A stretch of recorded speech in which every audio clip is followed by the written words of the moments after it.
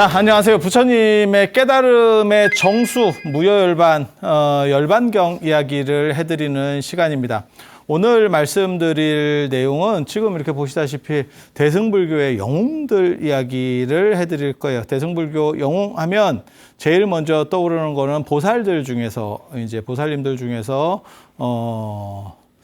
4대 보살 이렇게 해서 나오시는 분들이 있죠. 그러니까 문수보살, 보현보살, 그다음에 관세음보살, 지장보살 뭐 이런 식으로 이렇게 나오시는 분들도 있고 스님들도 있죠. 스님들도 이제 나가르주나 용수 스님, 무착 스님, 세친 스님, 마명, 용수, 무착, 세친, 마명 이 정도를 이제 어떻게 보면 4대 보살, 그분들은 다 보살이라는 칭호를 듣습니다. 스님인데도 불구하고 용수보살, 그 다음에 무착보살, 세친보살, 그 다음에 마명보살, 뭐 이런 식의 이야기들을 듣는 그런 이제 분들이 있고, 그러니까 어떻게 보면 그런 분들은 스님 출신인 거고, 한쪽은 보살인데 저 양반들은 못 따라가겠는 거고, 그런데 우리가 따라갈 만한 정도의 사람들을 대승불교에서는 상징인물로 스토리를 만들어서 넣어준 부분이 있어요. 넣어준 부분이 있어요. 그래서 오늘은 그 이야기를 해드릴 거예요. 영웅신화라고 하는 거는 뭐 어디에나 있습니다. 그래서 히랍 관련해서는 헤라클레스가 제일 유명한 영웅이고, 테세우스 아시는지 모르겠는데 테세우스의 배 이래가지고 굉장히 좀 유명한 어떻게 보면 실존인물로 굉장히 대단한 영웅이었던 사람이고, 그 다음에 많이 들어본 사람이에요. 아킬레우스, 오디세우스, 일리아드, 오디세야. 어렸을 때 세계명작 읽으면 거기에 일리아드, 오디세야가 나와. 재미도 없고 더럽게 이제 긴 생각나는 거는 트로이 목마밖에 없고, 레미제라블 읽으면 장발장 빵 훔친 거밖에 생각 안 나듯이 딱 그 정도. 근데 그게 우리 게 아니어서 그래요. 그리고 동아시아에서는 이제 저런 급에 해당하는 게 예의 전설, 회남자 산해경에 나오는 예라고 하는 사람 이야기입니다. 하늘에 있었던 신 같은, 그러니까 헤라클레스 같은 사람이에요. 그냥 그렇게 생각하시면 되고, 인도에도 이런 어떻게 보면 영웅들이 있는 거죠. 그게 라마하고 크리슈나, 라마야나에 나오는 주인공이고, 그 다음에 여기는 마하바라타에 나오는 주인공입니다. 그래서 인도 뭐 요기들 이런 거 보면 뭐 라마도 있고 크리슈나도 있고, 저희 이름 더럽게 많아요. 우리식으로 말하면 뭐 철수지. 그래서 라마 크리슈나도 있고, 저걸 합쳐가지고 또 라마 크리슈나도 있고, 저거 되게 많아. 그러니까 굉장히 우리나라에는 저런 영웅 신화에 해당할 만한 사람이 없어요, 사실은. 딱 이게 대입해 볼 만한 뭔가를 다. 홍길동 어때? 홍길동. 약간 몰라. 그 홍길동, 임꺽정 뭐 이런 스토리들이 가장 그나마 유사한 근사치라고 하면 대충 어떤 식인지 아시겠죠? 그리고 영웅신화가 다 희극으로 끝나는 건 아니에요. 나중에는 비극적인 것도 있고, 아킬레우스 뭐 결국 물에 안 담궈서 죽잖아. 얘도 결국은 죽어요. 얘도 결국은 마누라의 배신 속에서 죽고. 굉장히 현실적이지. 거기서 우리는 무슨 교훈을 얻을 수 있느냐? 마누라 명의로 재산 회로면 안 된다. 저게 굉장히 딱 그거예요. 딱 그거. 그 교훈을 얻을 수 있는, 마누라라고 믿지 마라. 같이 살 때 마누라지 찢어질 때는 남이더라. 이렇게. 뭐 그래서 이런 것들이 있고, 대승불교에도 이게 있어요. 대승불교에도. 그래서 큰 경전에는 다 있습니다. 이게 대승불교의 4대 경전, 제가 그렇게 말씀을 계속 드렸었는데, 이게 보면 대반야경 쪽에는 상제보살이라고 살타파륜인데, 저게 울보보살이에요. 울보보살. 더럽게 운대. 막 빽빽거리고 맨날 울어요. 그래서 이름이 울보보살이야. 그게 상제가 항상 운다라는 뜻이에요. 병원에 가야지 그 정도 됐으면. 예전에 어른들 보면 그 눈물샘 망가져 계속 가재수건으로 이렇게 찝는데 비슷합니다. 그래서 우는 이유를 살펴보면, 이 경전이 제가 전에도 말씀드렸어요. 이 두 개의 경전은 대반야경과 화엄경, 그러니까 반야하고 화엄은 진리를 중심으로 하는 경전이에요. 그리고 여기 법화경하고 열반경은 부처님을 중심으로 하는 이 붓다가 누구냐면 석가모니입니다. 석가모니. 요거 기억해 두세요. 왜냐하면 나중에 여기서 나오는 영웅들은 다 석가모니 전신이에요. 전생담이라고. 여기는 상징적 인물들인 거고. 상제보살. 왜 운다라고 나오냐면 대승불교를 참 잘 나타내고 있는 거야. 마하바냐바라밀. 그래서 공사상을 이렇게 들으면 기뻐서 운대. 환희심이 나서. 그리고 중생들을 보고 있으면 부처님이 안 계신 상황에서 얘네를 어떻게 할까 싶어가지고 슬퍼서 온대. 그게 지혜와 자비라는 거예요. 지혜와 자비. 그러니까는, 바냐바라밀을 들어서 슬픈 거는, 그러니까 그건 환희의 눈물. 환희의 눈물, 그건 지혜의 눈물이고, 그 다음에 중생구제를 해야 되는데 방법이 이게 쉽지 않아. 이 세상이라는 게 참 그래. 라고 하면서 우는 거는, 이제 자비의 눈물이고, 그래서 계속 운대. 그래서, 이 상제보살은 언제나 눈이 보이세요. 근데 그건 라면을 먹어서 본 게 아니고, 중생을 위해서 울어서.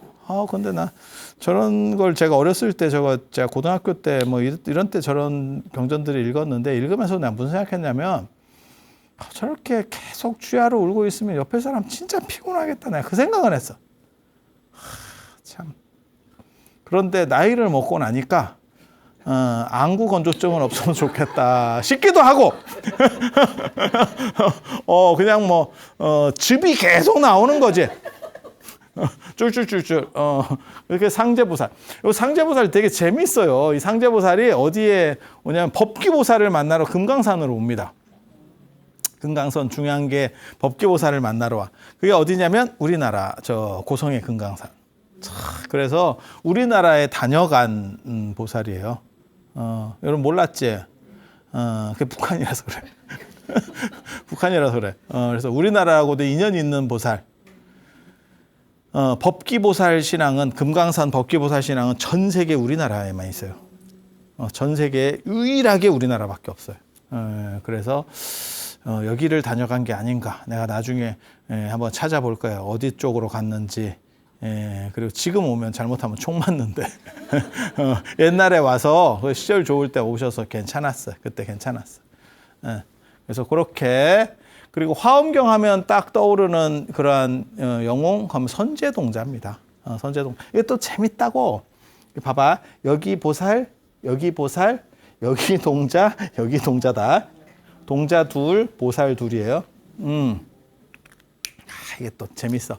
선제동자는 뭐 하는 양반이냐면 수월관음도에 보면 관세음보살 옆에 이렇게 찌부러져 가지고 이렇게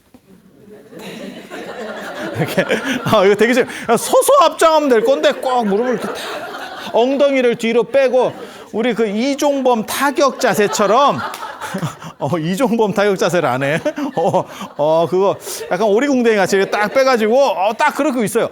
어디 가면 보실 수 있냐면 그 상이 있죠. 상이. 그게 오대산 상원사에 가면 그 선제동자 상이 있어요. 굉장히 희귀한 겁니다.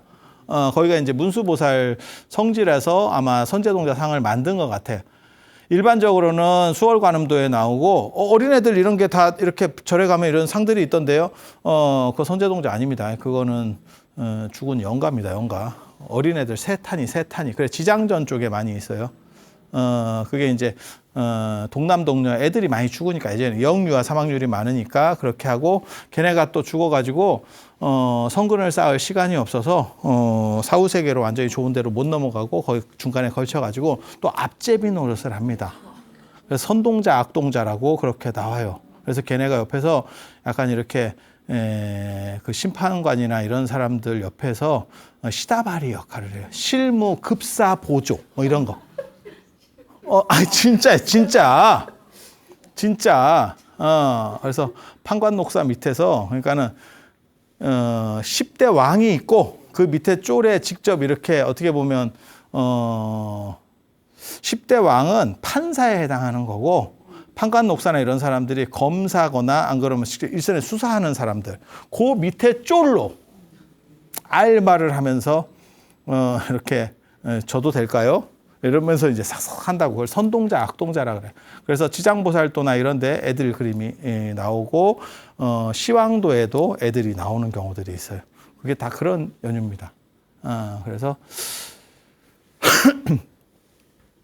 선제동자가 형상으로 이렇게 표현된 거는 저는 우리나라에서는 상원사에서밖에 못 봤거든요. 그래서 나중에 기회가 되시면 그 오대산 상원사 한번 가서 보시면 진짜 그래서 그 이유 때문에 보물로 추진 중에 있어요. 상원사에서. 그리고 보통 이제 선동자, 악동자들은 이렇게 그냥 정자세 쪽으로 있고, 그다음에 뭐 이렇게 뭘 장난감 같은 걸 들고 있는 경우도 있고, 동물을 들고 있는 경우도 있고, 약간 바른 자세 쪽의 자세를 취하고 있고, 선제동자는 이거. 이거. 약간 훈련 잘 된 강아지들 마려울 때 하는 것 같은.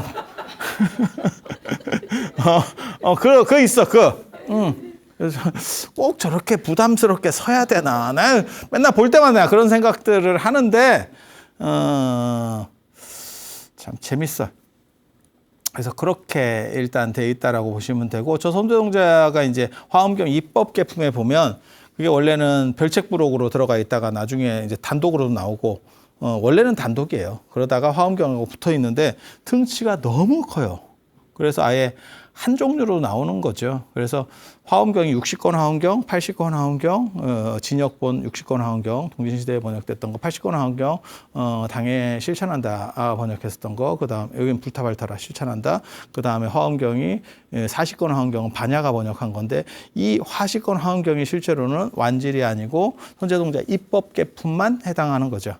그래서 그렇게 등치가 너무 크다니까. 그래서 제가 책에는 뭐라고 썼냐면, 마치 화엄경 안에서 입법계품 선제동자와 관련된 구도 이야기는 실제로는 지구와 달과 같다. 지구와 달이 굉장한 미스테리거든요. 왜냐하면 지구가 끌고 가기에 위성으로서 달이 너무 커. 일반적이지 않아. 그러니까 위성이 존재할 수는 있는데, 위성은 요 본체보다 훨씬 작아야 돼. 그래야 거느리는 거거든. 근데 그래서 도대체 달은 어떻게 지구에 잡혔을까? 그게 미스테리 중에 하나입니다. 생각보다 애가 너무 큰 거야. 그리고 얘가 조금만 더 컸으면 얘도 지구랑 레벨이 같아질 수 있었습니다. 근데 애매한 상태에서, 그래서 지구랑 달이 서로 끌리는 거죠. 왜? 지구도 달한테 땡겨갑니다. 달이 크니까. 원래는 뭐 목성이나 이런 데도 위성들이 있거든요. 근데 그런 거는 뭐 차이가 너무 나니까, 게임 차이가 너무 나니까. 그래서 우리 맨날 그 조수간만의 차 이런 게 다 그거잖아. 그래서 뭐 레드문, 블루문 뭐 이런 거 나오면 막 이게 뭐 문제가 되고, 그 다음에 사람이 늑대로 변하고. 그런 거 몰라? 멀쩡하다가 늑대가 막 변신하고 피가 끓어오르고. 그게 달의 인력에 의해서 나오는 거잖아. 그리고 지구도 휘청휘청해요. 달 때문에. 지가 감당을 못하는 거지. 그래서 마치 화엄경 안에 그 선제동자 입법계품이 실제로 그렇게 규모가 큰 거예요. 40권짜리 화엄경 하나가 실제로는 선제동자 입법계품 단독품이니까. 그래서 입법계품이 화엄경 안에 들어오는 것도 굉장히 재밌어요. 저걸 화엄경이 끌어안을 수 있냐? 예를 들어서 600반야경 안으로 들어왔다. 그러면 가능하죠. 야, 이게 등치가 있으니까 이렇게 하면 가능한데. 그래서 생각이 좀 재밌어요. 근데 그거 보면 뭐냐면, 시작은 문수보살한테 시작해서, 선제동자가 문수보살한테 시작을 해서 도장 깨기를 하고 다니는 거죠.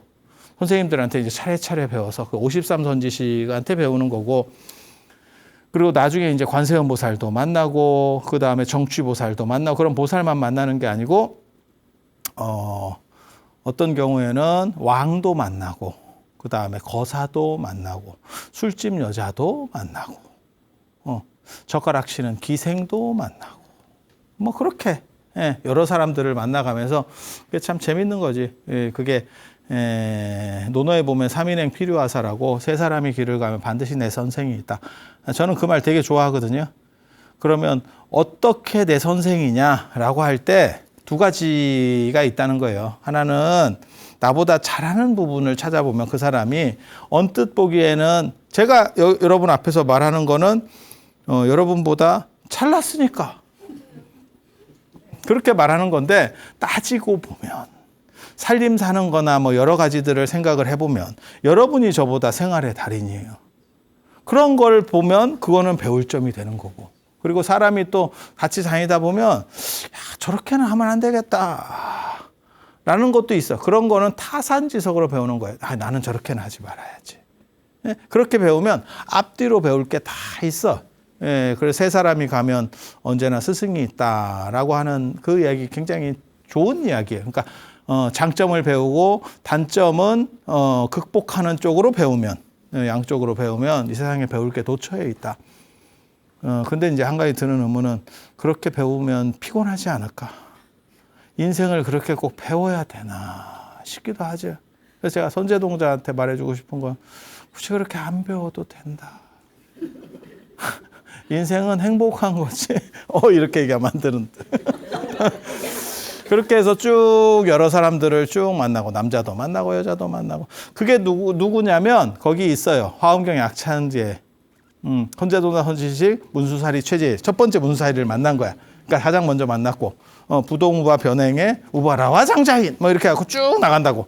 그리고 맨 마지막에 만나는 게 보현보살이에요. 그래서 문수보살에 시작해서 보현보살로 마무리가 되는. 그리고 그렇게 한 바퀴를 돌고 나니까 이제 마지막 깨달음을 얻게 된다라고 하는. 그게 이제 선제동자 이 53 선지식의 어떻게 보면 스토리라고 보시면 돼요. 읽어보면 되게 재밌을 것 같죠? 무지하게 지루합니다. 무지하게 지루. 짜증 지대로 난다. 근데 왜 53명인지는 잘 모르겠어요. 그리고 문수보살은 2번 나옵니다. 참고로 말씀드리면. 그리고 법화경에 보면 이제 그러한 사람이 상불경 보살이에요. 상불경 보살 들어보셨어요? 네, 보살비구라고 나오거든요. 그러니까 저희가 보살비구예요. 정확하게 말하면. 그러니까 남방불교에 있는 스님들은 그냥 비구고 우리는 보살비구예요. 그래서 월정사 그 수계식 같은 거 할 때 보면 월정사 교장 스님이 보살비구 누구는 이러면서 딱 얘기를 하거든요. 그러니까 우리는 수계식 할 때 비구계도 받고 보살계도 받아. 그래서 보살비구라고 하는 거예요. 대승불교는 보살비구고 소승불교는 비구고. 그래서 우리는 플러스 알파가 더 있는 거예요. 어디 갖다 대? 우리는 복수전공. 복수전공. 졸업하면 증 2개 나오는 거. 이해가 되셔? 그렇게. 네.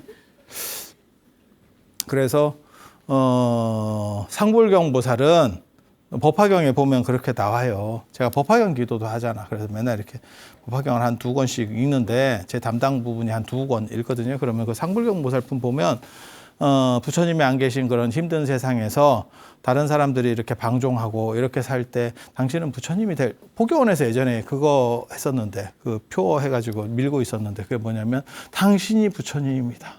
당신은 부처님입니다. 부처님인데 왜 이렇게 살까요? 자, 그렇게 해서 그 상불경 보살 품에 보면 법화경이 28품까지 있는 상불경 보살 품에 보면 그렇게 나오는 거지. 그래서 당신은 부처님이 될 사람입니다. 이렇게 해서 당신을 존경합니다. 이러면 그때 뭐라고 나오냐면 비구들이 그 쓸데없는 미친 소리 하지 마라 이러면서 저 팬데 그러면 되게 재밌어. 두드려 맞는 게 아니고 도망가면서 그 얘기를 계속한대. 저게 매를 버네라는 생각이 조금 들긴 드는데 싫다 하는데 굳이 그거를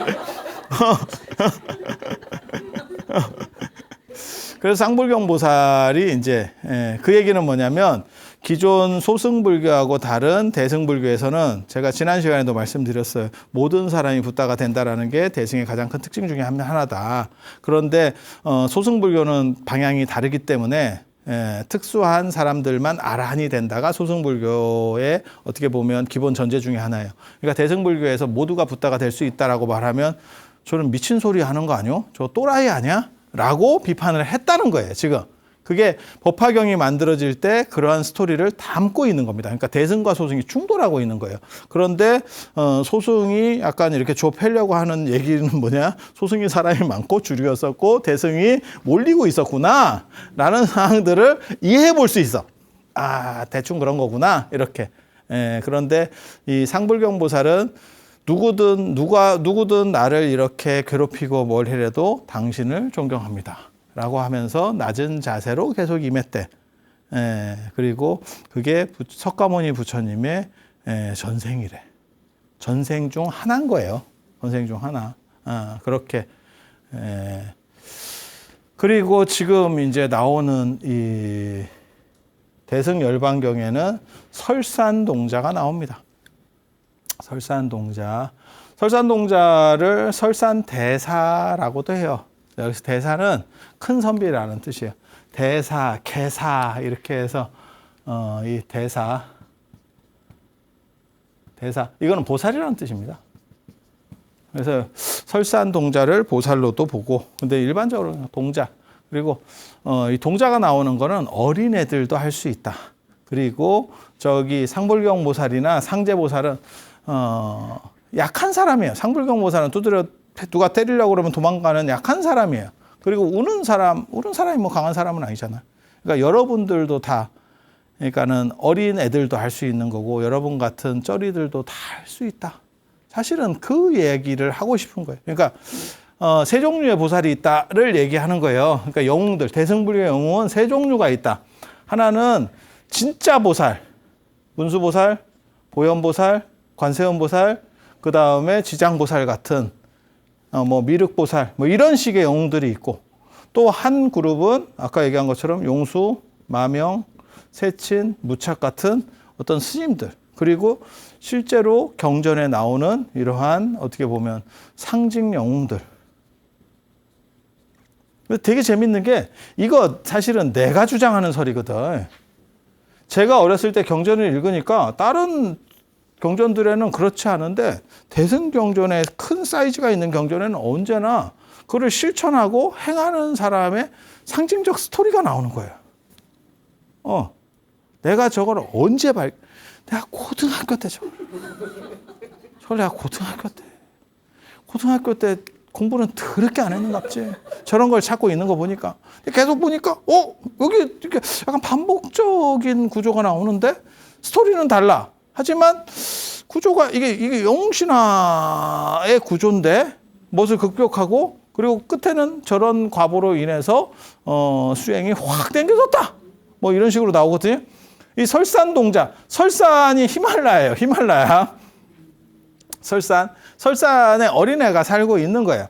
그리고 이 설산동자가 여기서 이 희생적 행동을 함으로 인해서 어떤 일이 벌어지냐면 20겁이 땡겨지면서 수행력이 쫙 땡겨지면서 미륵보다 먼저 성불을 한대.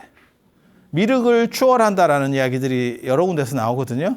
근데 미륵은 자해 수행을 하는 사람이고, 미륵이 자예요. 그래서 자시 미륵보살이라고 하는 거고, 관세음은 비해 수행을 하는 사람. 그러니까 관세음은 약간 같이 울어주는 사람. 그러니까 제가 전에도 말씀드렸잖아요. 애사 경사 중에서 뭐가 중요하냐. 그리고 애사 중심으로 경사 중심으로 움직이면 미륵, 그 다음에 애사 중심으로 움직이면 관세음 보살입니다. 이해가 되시죠? 그래서 자비는 원래 두 단어예요. 자비를 붙여놓은 거지 자와 피예요. 그래서 자시 미륵보살, 대비 관세음 보살, 대자비 관세음 보살 이렇게 안 해. 자비의 관세음 보살 이렇게 안 해. 자시 미륵보살, 대비 관세음 보살 이렇게 특징적으로 딱 두 개가 나눠지는 거예요. 그걸 나눌 수 있습니까? 애사경사 나누잖아. 그런 식으로 나눠지는 거예요. 그렇게 해서 이 스토리를 보면 뭐라고 나오는 거냐면, 설산에서 이렇게 수행을 하고 있는데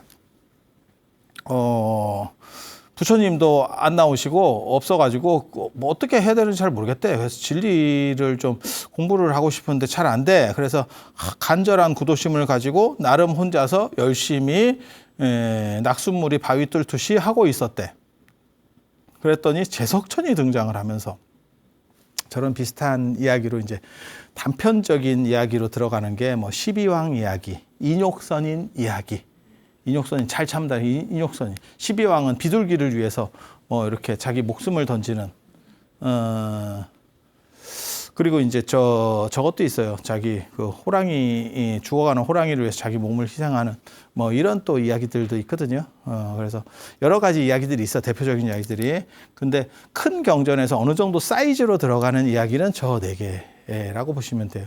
그래서 설산 히말라야에서는 아닐 거고 히말라야가 보이는 뭐 이런 데서 수행을 열심히 했대.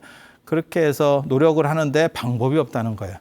그래서 제석천이 그걸 딱 보고 제가 어느 정도나 대단할까라고 해서 나찰로 변해요. 사람을 잡아먹는 나찰 귀신으로 변해가지고 뭐라고 얘기하냐면 그 옆에서 재행무상시생멸법 이렇게 얘기해. 모든 것은 무상하고 모든 것들은 변화하고 이것이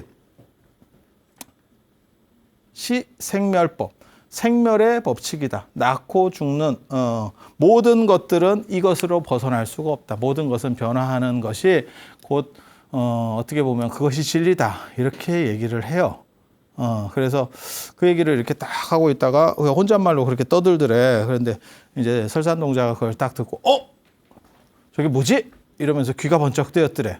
그래서 딱 보니까 도깨비 같은 놈이 그래서 저놈은 아닐 거야 라고 생각하고 주변을 봤는데 없더래. 그래서 혹시 너냐? 이러니까 내가 오랫동안 굶어서 헛소리를 하는 것 같은데 네가 좀 이해를 해라. 그래서 그 얘기를 어디서 들었냐? 뭐 이런 얘기들을 해요. 그러니까 옛날에 어디 뭐 부처님인데 잠깐 들었던 것 같기도 하고 나 기억이 잘 안 나네.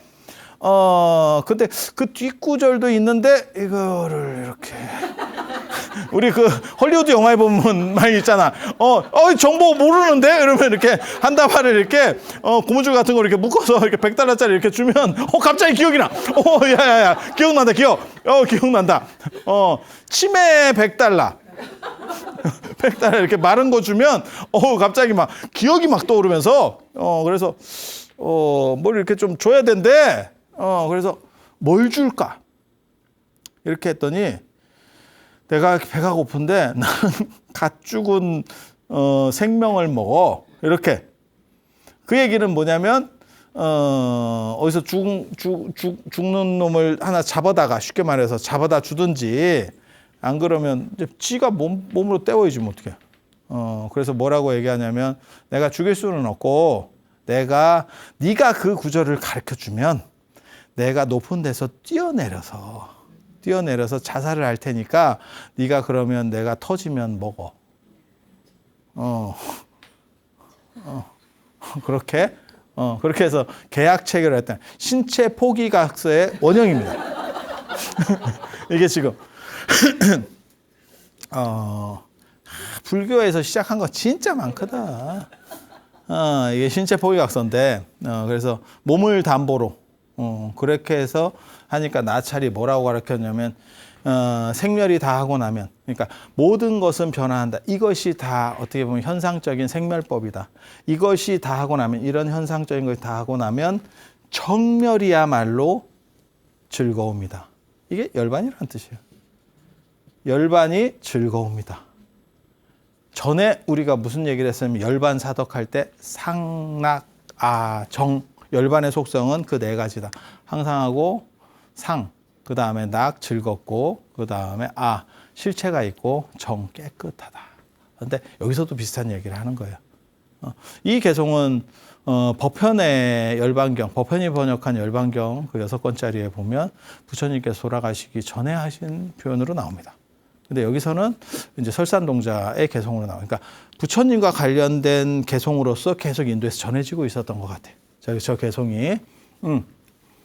그렇게 해서 이 얘기를 해주니까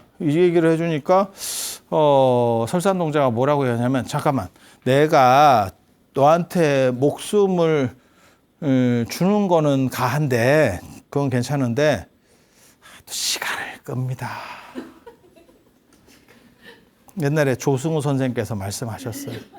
뭔 놈의 아기가 그렇게 혓바닥이 길어. 이렇게. 그 영화 타짜에 보면 딱 그렇게 대사가 나온다. 근데 또 이 설산동자가 또 얘기를 또 길어요. 구구절절합니다. 내가 죽고 나면 이 가르침이 전해지지 않을 거야. 그래서 내가 돌에다가 좀 새기면 안 돼? 새기는 시간을 주면 내가 여기다 이렇게 새길게. 새기고 나서 뛴다. 아기가 참 착해요. 그럼 내가 배는 고픈데 콜! 이렇게 했다는 거야.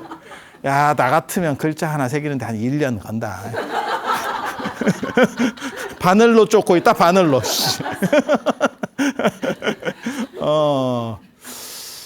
그런데 이 설산동자가 또 약속을 지켜야 되기 때문에 또 그래갖고 탁 새겨놓고 바로 뛰어내린다. 이 그림이 있어요. 유명한 그림이야. 그게 옥충주자라고 일본 나라의 법륜사에 가면 대보장원에 이 옥충자가 있어. 옥충주자. 이게 주자라고 하는 게 부처님을 모신 불감이에요. 이런 형태의 불감. 그래서 딱 열면 그 안에 천불이 있고 이렇게 딱 거기 옥충주자. 그 옆에 보면 저 그림이 있는데 이거 진짜 사진 넣어줘야 돼. 이거 PD님이 사진 이거 넣어줘야 돼. 진짜 그림이 멋져. 그리고 설산동자 그 허리 라인이라든가 이게 늘씬합니다. 멋집니다. 그래가지고 이렇게 카트로 돼 있어. 이렇게 여기 1장면 여기 벼랑으로 올라가는데 여기 있고 그다음에 여기 올라가고 여기서 뛰어내려. 그리고 여기 나찰이 이렇게 이렇게 해서 받으려고 딱 하는 대목이 연속으로. 그러니까 요게 한 카트고 요게 한 카트고 요게 한 카트인 거야. 뛰어내리는 게. 참. 근데 그림이 기가 막혀요. 제가 저 옥충주자로 논문을 몇 편을 썼었는데 저게 일본 건데 왜 네가 쓰냐? 옥충 압니까? 옥충? 옥충이 비단벌레예요. 비단벌레. 그게 한반도 남쪽에 살아. 비단벌레 못 들어봤지? 비단벌레가 뭐냐면 약간 그 딱정벌레, 안 그러면 반딧불이 같은 건데, 반딧불이 그런 계열인데, 애가, 이 날개가 홀로그램 같아. 이해가 됩니까? 그 껍질이 약간 홀로그램 같아. 그래갖고, 이렇게 하면 이렇게 무지갯빛 이렇게 나는 거 있잖아. 그거야. 그렇게 해서 그 옥충주자가, 한반도에서 넘어간 거예요. 그래서 지금도 경주 그 반월성 쪽에 가면 그 전동차, 제가 얼마 전에도 경주 갔다 왔거든요. 그게 비단벌레 차예요. 그 딱정벌레 같이 생긴 그게 비단벌레 차. 옛날에는 그 비단벌레를 진짜 크게 만들어서 이렇게 했거든요. 근데 사람들이 무섭다고 했는가 봐. 지금 비단벌레 약간 귀염귀염해졌어요. 그래서 나 처음에 딱정벌레는 저 비단벌레 포기했나? 내가 이랬거든? 근데 비단벌레 차라고 써여 있더라고. 그래서 그게 그렇게 되어 있는 거예요. 그래서 제가 저게 이제 한반도에서 건너간 유물이고, 그 다음에 저 내용들이 뭐고 이러면서 쫙 분석해서 이제 글들을 쓰기 시작하거든, 논문들을. 그 법륜사의 미륵보살 방가 사유상 그 나무로 된 것도 그게 뽀개지고 나중에 그걸 보수하는 과정에서 나무 성분 분석을 했더니 한반도 적송이더라. 그러니까 일본은 스기나무 종류 중심이에요. 스기나무 알면 여러분 또 옛날 사람들. 옛날에는 또 스기나무가 좋다 했거든. 그게 반듯반듯하고, 그죠? 그렇게. 스기나무, 스봉, 벤또 뭐 이렇게. 오늘 스봉 입고 오셨어. 그런 거 있잖아. 그런 거 예전에 했었잖아. 예. 그렇게 해서 달라. 그래서 그 성분서를 하니까 걔네는 나무가 없는데 뭐 그러면 한반도에서 건너갔구나 라는 걸 알 수 있는 거지. 그래서 이 옥충주자의 그 그림은 진짜 제가 봐도 너무 유려해요. 야, 이거 동양예술하고 비견해도 될 정도로 그 선이라든지 이렇게 너무 예뻐. 하늘하늘하게 이렇게. 근데 조금 단점은 여자 같아. 예, 뭐 동자나 이런 느낌이 안 들고 김유신 장군 느낌이지. 장군이 아니고 붓진 사람 느낌. 이게 장군인가? 이게 뭐 선비인가? 뭐 이런 느낌. 우리 김유신 장군 진영에 있잖아. 이순신 장군 진영에 그런 거 비슷한 거예요. 그래서 이거 굉장히 재밌어. 그래서 그림으로 이게 어떤 건지를 압축적으로 나타내는 거고, 이 개송이 결국은 이 개송을 벽에다 적고 뛰어내리니까, 약속을 지키기 위해서 뛰어내리니까 나중에 재석천이 본 모습으로 돌아가서 그걸 받아주더라. 이렇게. 그러면서 내가 너를 시험하려고 했다. 참고로 말씀드리면 이거 받아줄 거라고 생각하고 뛰는 사람들이 있는데 뛰면 안 됩니다. 의외로 잘 안 받아줍니다. 저게 산동서 중국의 보타라카산 영파 그 주산군대 보타락가산에서도 투신 금지 이렇게 써 있어요. 함부로 뛰지 마라. 뛰면 간다. 안 받아준다. 그리고 투신 금지, 사신 금지 이렇게 써 있고 거기에 금을 쳐놨습니다. 혹시 뛰는 사람 있을까봐. 홍련암하고 비슷해. 근데 홍련암이 없는 거지. 그럼 뛸 수 있지. 그렇게 하면 받아줄까봐. 안 받는 경우 있다. 그리고 저기서도 내가 그걸 봤거든. 사천성에 가면 보현보살 아미산이 있어. 거기도 보면 사신대가 있어. 사신대. 몸을 던진다는 뜻이에요. 그럼 안 받아주면 난리 납니다. 안 받아주면 우리나라도 그걸 그렇게 했다가 받아준 분이 있죠. 그게 진표율사. 망신참 하다가 영험이 없으니까 뛰어내렸는데 지장보살이 받았죠. 딱 받아주니까 진표율사가 그때 한 말이 그게 명언입니다. 저는 미륵보살 쪽입니다. 야, 이게 받아줬더니 진짜 나오는 얘기다. 제가 거짓말하는 거 아니에요? 저는 미륵보살. 그래서 계속 기도해서 결국 미륵보살이 나왔다. 스토리가 그렇게 돼. 지장보살은 이게 뭔가, 내가 뭘 했나. 받기는 내가 받았는데. 그렇게 해서 결국 해피엔딩으로 끝났다더라. 이 스토리는 그렇게 돼요. 이렇게 돼요. 그런데 이 구절이 대승불교의 핵심 구절이기 때문에 모든 천도와 관련해서 이 구절이 나옵니다. 그리고 우리나라에는 원각경 보안보살장을 축약해서 무상계를 많이 쓰거든요. 그 무상계에도 저 구절이 나옵니다. 재행무상 시생멸법 생멸멸이 정멸이라. 그리고 모든 천도 의식문에도 재행무상 시생멸법 생멸멸이 정멸이라고 나와. 그리고 이것만 나오느냐? 아니, 이쪽 것도 하나씩 다 들어가 있죠. 다 들어가 있죠. 그래서 대반야경, 반야경에는 아니고 금강경 구절이 한 구절 들어가. 요 천도문에. 그게 범소용상, 계시어망, 약견재상, 비상, 직견열애 라고 하는 구절이 들어가고 법화경에는 안 들어갑니까? 법화경에 들어갑니다. 제1권에 나오는 제법종본 내 상자정멸상, 불자행도 이 내세득작볼. 그게 법화경 구절이에요. 화엄경 안 나옵니다. 화엄경 안 나옵니다. 화엄경은 나무 대방광불 화엄경으로 나옵니다. 그리고 화엄경과 관련돼서는 이 돌아가신 분을 구제하는 게 뭐가 나오냐면 종송이라든지 그 다음에 지옥계가 나옵니다. 그게 이제 지옥계가 일체유심조하는 약인용료지 3세 일체벌 응관법계성 일체유심조. 그게 파지옥계예요. 파지옥계. 그게 나와요. 그래서 이러한 지금 그러니까 천도와 관련해서도 반야경을 대신해서 금강경은 이 반야경 안에 들어있는 거예요. 그 다음에 화엄경에 그 약인용료지, 그 다음에 나무대방광불 화엄경이 나오는 거고, 법화경 구절이 나오고, 열반경 구절이 나오는 겁니다. 그러니까 저 경전들을 가지고 천도하는 거예요. 천도하는 거예요. 그래서 우리가 저런 걸 잘 아는 사람이 천도를 하면 얼마나 천도가 잘 되겠어. 저런 거 사람들이 재지내고 이런 거 많이 이렇게 동참해 보신 분들이 저런 구절들을 한두 번 들어봤어. 근데 저게 저런 데서 나온다는 거를 잘 몰라. 그러니까 금강경 정도는 알아요.